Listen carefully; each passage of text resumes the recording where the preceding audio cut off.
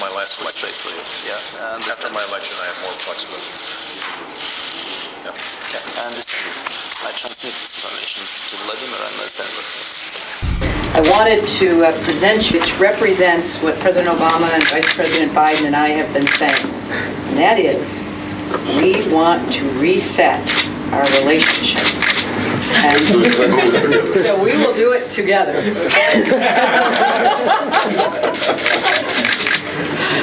Thank you very much. You are very welcome. We worked hard to get the right Russian word. Do you think we got it? You get it wrong. I got it wrong. It should be перезагрузка. And this says перегрузка, which means overcharge. Well, we won't let you do that to us, I promise. Okay, thank you very much. Thank you so much. Would be on my desk. Governor Romney, I'm glad that you recognize that Al-Qaeda is a threat. Because a few months ago, when you were asked what's the biggest geopolitical threat facing America, you said Russia. Not Al-Qaeda, you said Russia. In the 1980s are now calling to ask for their foreign policy back because the Cold War has been over for 20 years.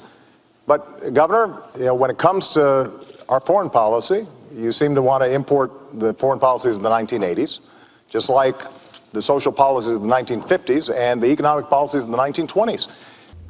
Can we talk a little about Russia? You famously pressed the reset button. Are you embarrassed by that now, that gesture? No, I thought it was a brilliant stroke, which in retrospect appears even more so, because look at what we accomplished.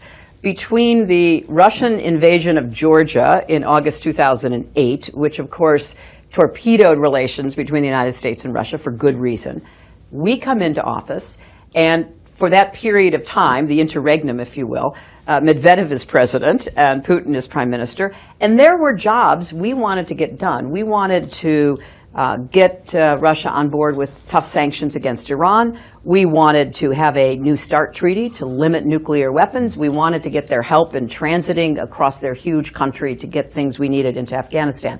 We got all that done. Putin comes back. Look where we are now. He invaded another country. So yes, but while we had that moment, we seized it, we used it, and succeeded.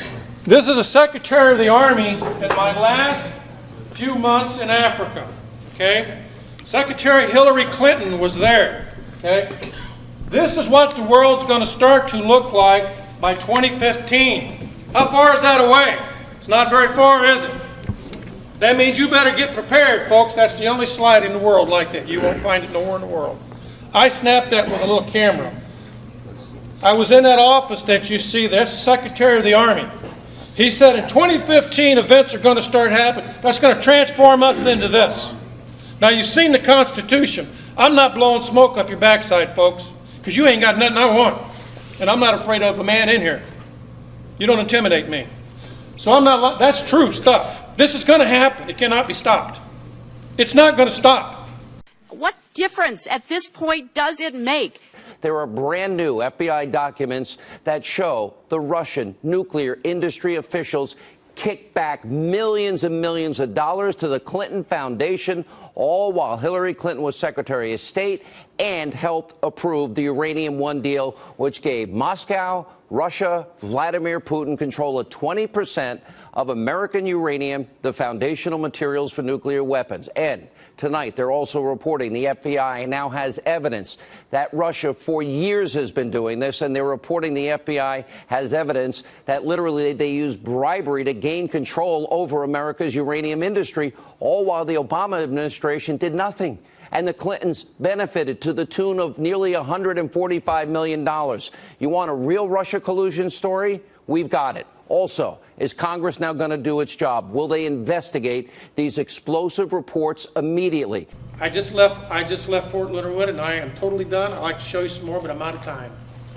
I went down there 3 days ago because I get briefed every 6 months. I still do. And I talked to my companion, CSM. He says, Dan, we're bringing in 1,000 Spetsnaz a week. And that's what those guys are right here, Spetsnaz. I did time with them. He says, we're bringing in 1,000 a week. He said, this thing between the U.S. and Ukraine is a ruse. He said, of course, you know that. I said, yeah, I know. It may be that international event that we're waiting on. He said, it's all. He said, there's 18,000 of them at Fort Leonard Wood right now. And there is. They're all over the place. Fort Carson, Colorado has 25,000. Fort Polk, Louisiana has, I think, 1,400. They will kill you. They will kill you. Everybody said you gave them jobs. Yeah, part of this place. Looks like the communists won after all. He didn't give me one.